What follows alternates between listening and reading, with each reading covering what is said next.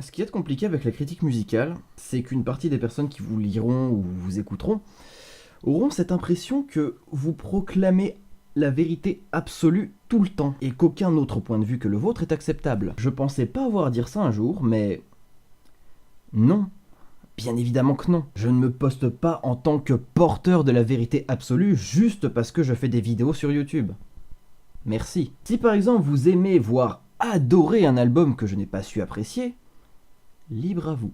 Suite à la fameuse affaire du mois dernier, je vais essayer de présenter cette critique de manière quelque peu différente en espérant qu'elle vous plaise davantage. Bref, je m'excuse pour cette parenthèse un peu longue, passons aux choses concrètes tout de suite. Amis amoureux de la musique, bonjour, bonsoir à tous, on se retrouve aujourd'hui pour parler de Hybrid, le second album de Mister Yeye sorti le 6 octobre 2017. Je sais que pas mal d'entre vous, ceux qui me suivent depuis un certain temps maintenant, vous le connaissez déjà, on en a déjà parlé pas mal de fois dans les commentaires de certaines vidéos, mais il y a une infime partie d'entre vous qui le connaissent très peu, voire pas du tout, et aujourd'hui on va pouvoir en parler en détail. Mister Yeye est un projet apparu sur internet depuis plus de 5 ans maintenant, et la première composition chantée date de 2009, du haut de ses 16 ans, qui s'appelle Son autre soi. Il a perdu ses proches, ses passions, ses repères, car il ne peut choisir. Bon, je sais que certains diront « Oh MG, tu en as aucune race d'afficher les gens comme ça, oh là là !»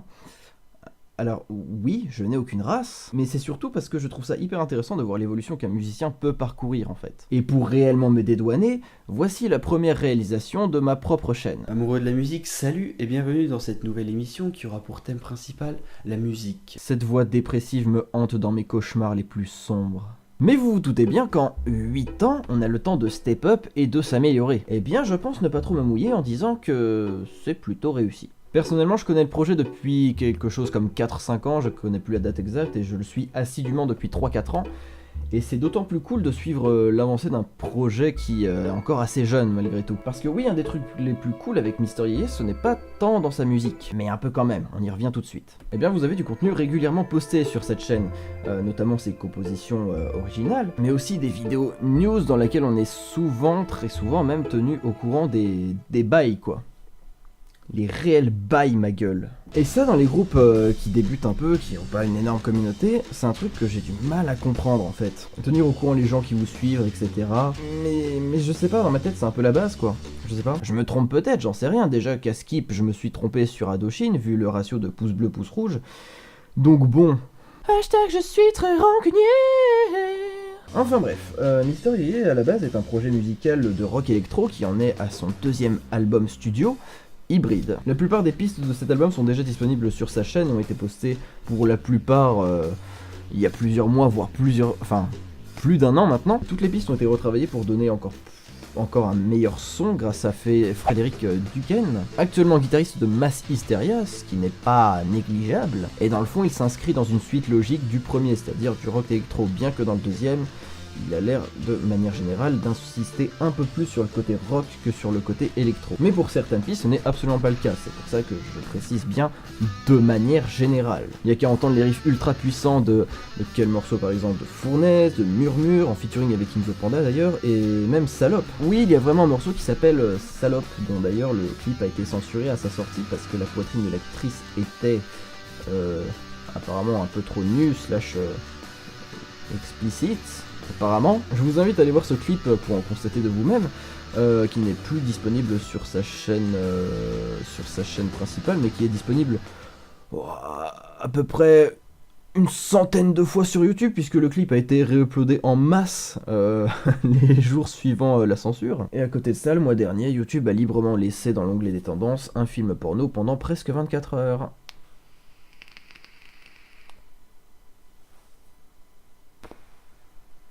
C'est aussi des morceaux un peu plus, fleur bleue, avec des titres comme Idole ou Sous la surface, qui a été faite avec son papa d'ailleurs. Beaucoup de gens ont tendance à dire qu'il y a des influences de groupes comme Chaka Ponk, de Muse, ou encore de Kyo, si ça peut vous aider à voir dans quel délire nous nous trouvons. Tout ça mêlé à son propre style rock électro développé au cours des années. Et c'est là qu'on se dit que le titre de l'album est bien trouvé quand même. Hybride.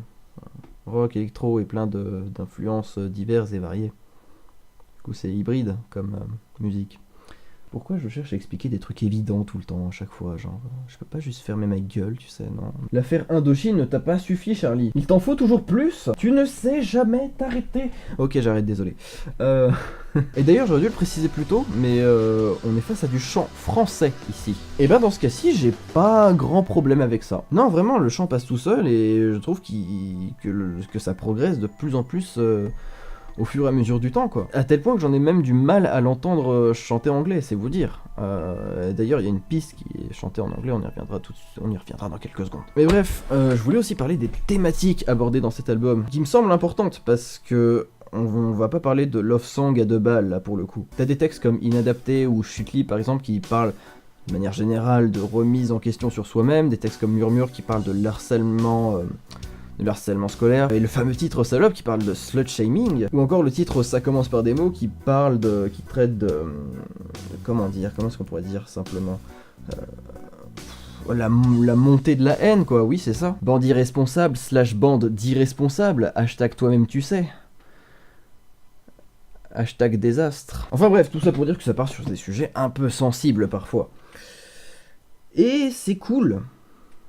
Si, c'est cool. Parce que des sujets comme ça, il faut bien en parler à un moment, il faut bien que quelqu'un les traite en fait. Et ça aussi, pour le coup, des groupes qui commencent à parler de sujets très sensibles comme ça commence à se faire rare aussi. Et des textes autant engagés dans des causes comme celle-ci, ça fait du bien à entendre en fait. Ça fait du bien d'entendre que coucher à droite à gauche, ça fait pas de toi le pire déchet de l'humanité. Ça fait du bien d'entendre des gens crier sur des grosses guitares saturées. Ça fait du bien de se dire que tu n'es pas la pire des races quand tu décides de mettre fin à la plus longue relation amoureuse de ta vie parce que tu arrives à être suffisamment lucide pour te rendre compte que cette histoire vous pourrit autant l'un que l'autre. Bon, personnellement, je le savais déjà, mais ça me fait plaisir de voir que je suis pas le seul à penser ce genre de choses parce que parfois, bon, dans ma vie,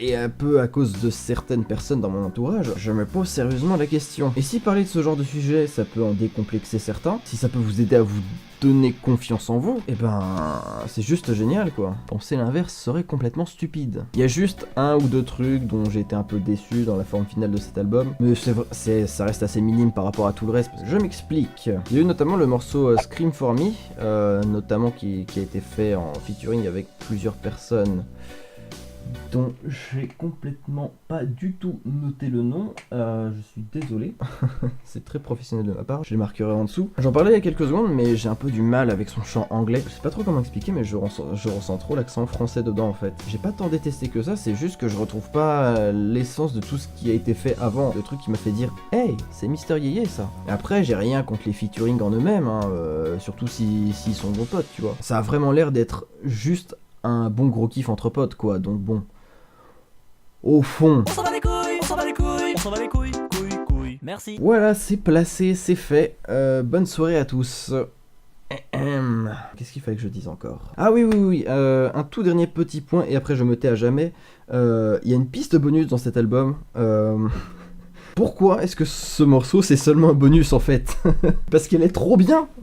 elle est trop bien. Je m'y attendais pas du tout, c'est une putain de surprise en fait. Pour essayer de moins la spoiler possible, parce que j'ai vraiment envie que vous la découvriez de vous-même. Dans le délire, ça m'a fait penser à la mort du disque des Casseurs Flotteurs, même si bon, on est d'accord, l'instru n'a absolument rien à voir. T'as même une interlude musicale en plein milieu, je vais pas donner de style précis de musique, qui n'a absolument rien à voir avec le reste, qui est déconnecté de tout. C'est totalement absurde, tu sais pas pourquoi c'est là. Le tout ensemble et le fait que la piste, je crois la piste dure genre 2 minutes 15, ça va super vite, ça s'enchaîne très vite, que ça peut être dans tous les sens, etc. Enfin, écoutez-la, vraiment, vous me remercierez. Et je pense que je vais m'arrêter ici parce que j'ai à peu près fait le tour, je crois, et que ça fait beaucoup trop longtemps que je parle. Limite, je suis auto-saoulé de ma propre voix, tu sais.